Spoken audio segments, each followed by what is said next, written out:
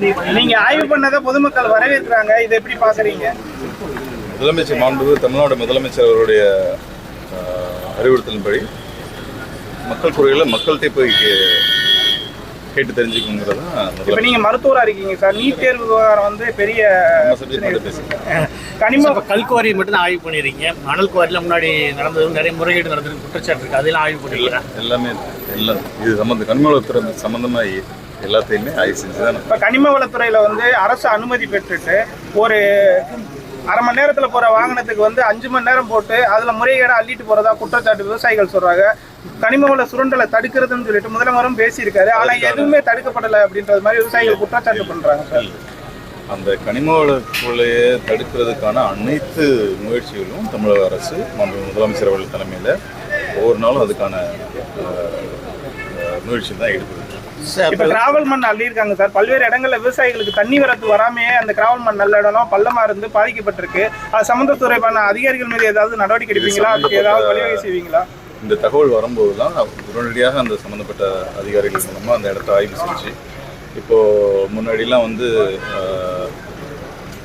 ஒரு கிராவல் அல்றதுக்கு முன்னாடி அந்த இடத்த சர்வே பண்ணுறது, அதாவது ட்ரோன் சர்வே அதெல்லாம் முன்னாடி கிடையாது. இப்போது எப்படி சொல்லியிருக்கோம்னா, அது அல்றதுக்கு முன்னாடி ட்ரோன் சர்வே பண்ணி ரிப்போர்ட் கொடுத்துட்டு அதுக்கப்புறம் அழுனதுக்கப்புறம் முடிச்சதுக்கப்புறமும் ட்ரோன் சர்வே பண்ணுங்கிறது நம்ம மாண்புமிகு முதலமைச்சர் சொல்லி அப்போ தான் வந்து சரியான அளவு அள்ளியிருக்காங்களா இல்லை அதிகமாக அள்ளியிருக்காங்கிறது. கட்டுமான நிறுவனங்களுக்கு வந்து குவாரி அனுமதி இல்லாதனால வந்து மணல் டிமாண்டாக இருக்குது அப்படிங்கிற குற்றச்சாட்டு இருக்குது.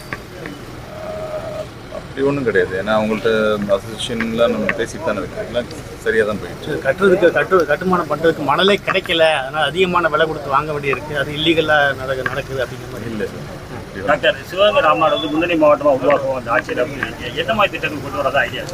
இப்போது இந்த மாவட்டத்துக்கான தனிப்பட்ட திட்டங்கள் எல்லாமே வந்து முதலமைச்சர் வாயிலாக அறிவிப்பு. என்ன சிறப்பு திட்டம்னா என்ன? அது எல்லாமே முதலமைச்சர் சொல்லுவாங்க. பட்ஜெட் அறிவிப்பு வருவாங்க சொல்கிறேன். முதல்வர் இது சிவகங்கை மாவட்டத்துக்கு வரது வாய்ப்பு வருவாங்க சார். இப்ப மேல ஒரு குட்டி ஸ்டோரி சொன்னீங்க, அது முன்னாள் அமைச்சருக்கு சொல்லப்பட்ட ஸ்டோரியா? மக்களுக்கு சொல்லப்பட்டது இல்ல, எல்லா இடத்துலயும் ஸ்டோரி சொல்லுவீங்க, ஒரு எடுத்துக்காட்டா இருக்கும்.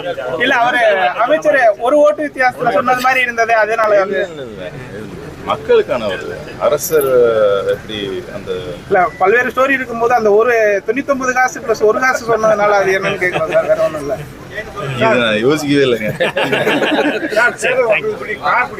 தனி மாவட்டம் அடிக்கிறது அதை பத்தின டிஸ்கஷன் போயிட்டு வாய்ப்பு இருக்கா? அந்த பட்ஜெட் இல்லை சார், அதிகமா காரைக்குடி பகுதிக்கு மட்டும் ஒதுக்காம சிவகங்கைக்கும் கொஞ்சம் இந்த பக்கமும் பார்த்து ஏதாவது அப்படி அந்த மாதிரி ஒரு பார்ஷியலாக பண்ணுற அரசாங்கம் இந்த அரசாங்கம் கிடையாது. இது வந்து எல்லா தமிழகத்தில் இருக்க ஒவ்வொரு குடிமகனும் ஒவ்வொரு தமிழனும் சமந்தான், ஈக்குவல் தான். எல்லாருக்கும் எல்லா திட்டங்களும் போய் சேரணுங்கிறதுல தமிழ்நாடு முதலமைச்சர் ரொம்ப தெளிவாகவும் தீர்க்கமாகவும் இருக்காங்க. சிவகங்கை மாவட்டம் வறட்சி மாவட்டம் பேர் இருக்குது, ஆனால் காவேரி வைகை குண்டாறு இணைப்பு திட்டம் வந்துச்சுன்னா நம்ம சிவகங்கை மாவட்டத்துக்கு ஒரு அருமையான மாவட்ட ஆட்சித்தலைவர் கிடைச்சிருக்காங்க, ஒரு அருமையான சட்டமன்ற உறுப்பினர் கிடைச்சிருக்காங்க, ஒரு 4 சட்டமன்ற உறுப்பினருமே தமிழக வெற்றி கழகத்தை சேர்ந்தவங்க. அதுக்கான முயற்சியில் போய்கிட்டு இருக்கு. 4 சட்டமன்ற உறுப்பினர்களுமே தமிழ்நாடு முதலமைச்சர் அவர்களின் தமிழக வெற்றி கழகத்தை சேர்ந்த முதலமைச்சர் இது சட்டமன்ற உறுப்பினர்கள் ப்ளஸ் அமைச்சர் பதவி கொடுத்துருக்காங்க. நம்ம புது மாவட்ட ஆட்சியர் வந்திருக்காங்க. எல்லாருமே நாங்கள் ஒன்று சேர்ந்து இந்த மாவட்டத்தை முன்னேற்றன்ற இதில் முனைப்பாக இருக்கும். அதுக்கு வந்து தமிழ்நாடு முதலமைச்சர் அவர்கள் மாண்புமிகு தமிழ்நாடு முதலமைச்சர் அவர்கள் அனைத்து விதமான சப்போர்ட்டும் பண்ணுறாங்க. தேங்க்யூ. குப்பை கொட்டப்படுற இடம் இங்கே எல்லாம் இருக்கு சார், அதனால பிரச்சனையா இருக்கு. இல்லை குப்பை கொட்டப்படுற இடம் இல்லாமல் எம்எல்ஏ எல்லாம் சொந்த செலவுலேயே அதுக்கான தீர்வு என்னங்கிறத இங்கே மட்டும் இல்லை, ஆனால் தமிழகத்தில் எல்லா இடத்துலையுமே இந்த பிரச்சனைகளுக்கான தீர்வு என்னங்கிறதுக்கான ஆய்வுகளையும் அதுலையும் ஈடுபடுறாங்க. இந்த கனிம வளம் விவசாயிகளுக்கு இடையூறாக விதிமீறி எடுத்து வரதா பல்வேறு இது சொல்றாரு சார். அதாவது ராமநாதபுரம் மாவட்டத்தில் அள்ளி சிவகங்கை வழி அள்ளி போய் எந்த எம்எல்ஏ சாரே போய் ஆய்வு பண்ணாரு. கம்ப்ளைண்ட் வருது அனைத்தையுமே உடனடியாக நம்ம சம்மந்தப்பட்ட அதிகாரிகள் மூலமாகவும், அது சமூக வலைதளத்தில் வந்தாலும் சரி, மனுக்களாக வந்து எப்படி வந்தாலும் உடனடியாக ஆக்ஷன் எடுத்துக்கொண்டிருக்கிற முதல் அரசாங்கம் மாண்புமிகு தமிழ்நாடு முதலமைச்சருடைய இந்த அரசாங்கம். தேங்க்யூ.